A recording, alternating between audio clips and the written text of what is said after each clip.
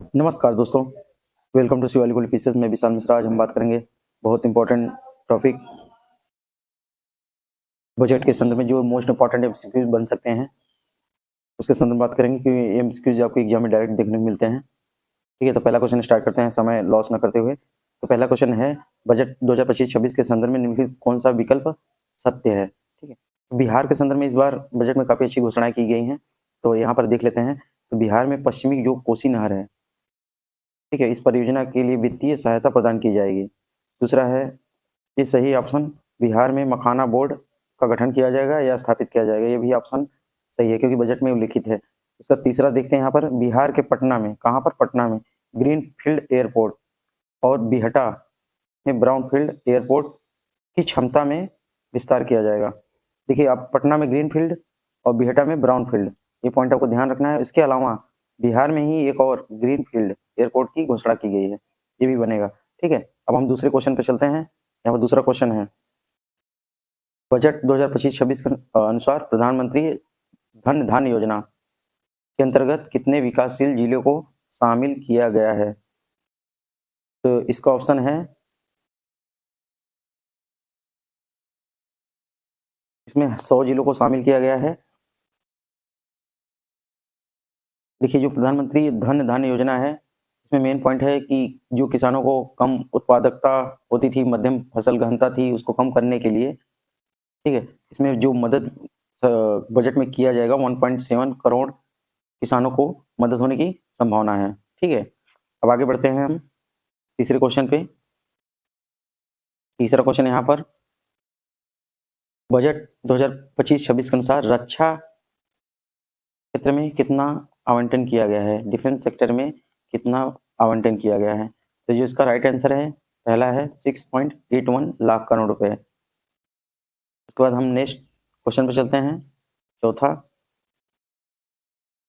Question है, budget 2025-26 के अनुसार किसान क्रेडिट कार्ड केसीसी के माध्यम से लिए गए ऋणों के लिए संशोधित ब्याज अनुदान योजना के अंतर्गत ऋण सीमा पहले कितनी थी, 3 लाख रुपए पहले थी।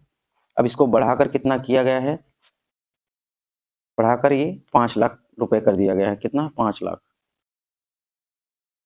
उसके बाद हम पांचवें क्वेश्चन पे चलते हैं, जो कि बहुत इंपॉर्टेंट क्वेश्चन है, क्योंकि इस बार निर्मला सीतारमण जी ने जब बजट स्टार्ट किया था तो उन्होंने इस कथन को बोला था। तो ये कथन किसका है, उक्त कथन किसका है। तो आप देख सकते हैं यहाँ पर श्री गुरजदा अप्पा राव, ठीक है, अप्पा राव, इनके द्वारा कथन दिया गया था। तो इनके बारे में बस 2 इन्फॉर्मेशन आपको जानना है। तेलुगु कवि हैं, तेलुगु कवि हैं और नाटककार भी। ये इनका कथन था, इनके कथन को कोर्स करके निर्मला सीतारमण जी ने बजट सत्र में बोला। उसके बाद हम छठा यहाँ क्वेश्चन देखते हैं।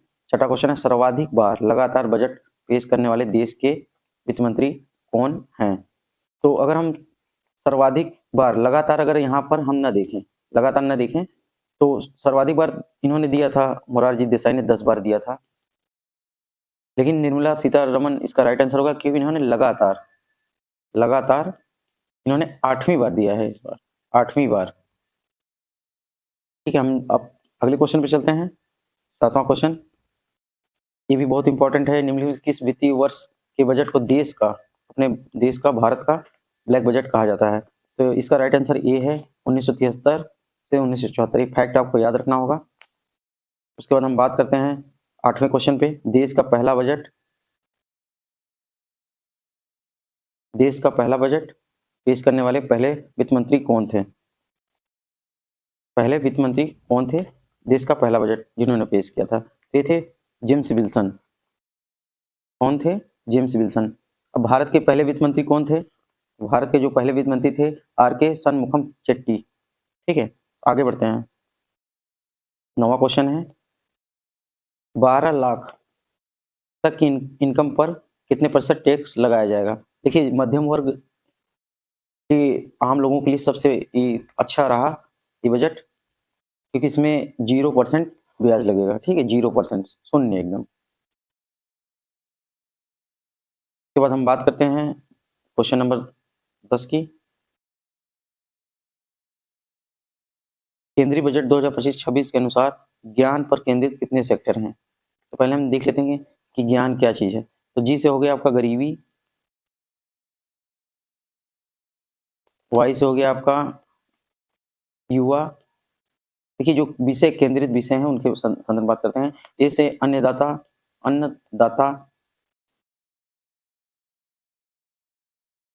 और एन से हो गया आपका नारी शक्ति।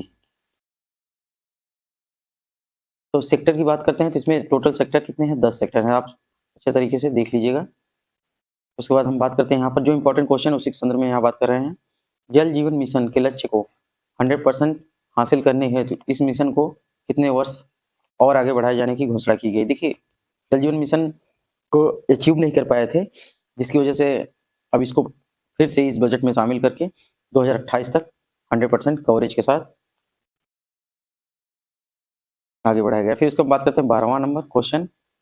इसमें केंद्रीय बजट 2025-26 में विकास का तीसरा इंजन किसे कहा गया है? हम बात कर लेते हैं इसके विकास के कितने इंजन हैं। तो इस बजट में 4 इंजन दर्शाए गए हैं, 4। तो जो पहला है इसमें आपका है कृषि, प्रथम में रखा गया कृषि को।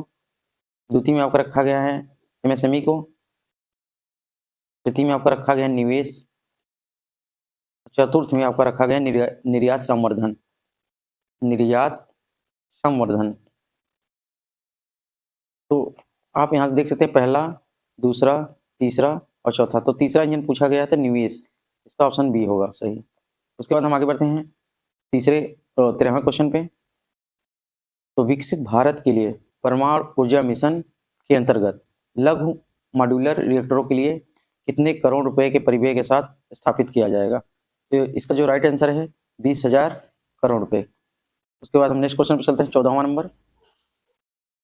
सब इंपॉर्टेंट ही क्वेश्चन है। बजट 2025-26 के अनुसार उड़ान योजना पहले भी आई थी, तो कितने नए एयरपोर्ट को इस योजना से जोड़ने का प्रावधान किया गया है? क्योंकि उड़ान योजना घरेलू जितने भी उड़ान थे या पर्यटन को भी बढ़ावा देता था, ठीक है। तो हम यहाँ पर बात करते हैं उड़ान योजना के अंतर्गत